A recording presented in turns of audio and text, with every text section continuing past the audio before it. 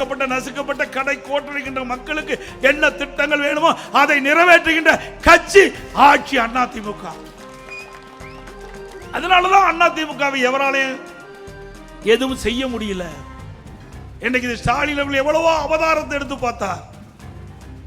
நான் முதலமைச்சராக பொறுப்பேற்றது இன்று வரை எவ்வளவோ சூழ்ச்சி செய்து பார்த்தார். அத்தனை சூழ்ச்சியும் இங்க இருக்கின்ற கழக நிர்வாகிகள் தொண்டர் பொதுமக்களோடு சுக்கு நூறாக்கி தூள் தூளாக்கி அதிமுக பலம் பொருந்திய கட்சி என்று நாம் வைத்துக் கொண்டிருக்கின்றோம்.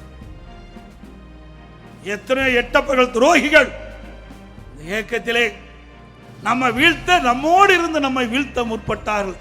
அத்தனை பேரையும் நாம் வீழ்த்தி அதிமுக தலை நிமிர்ந்து நிற்கின்றது.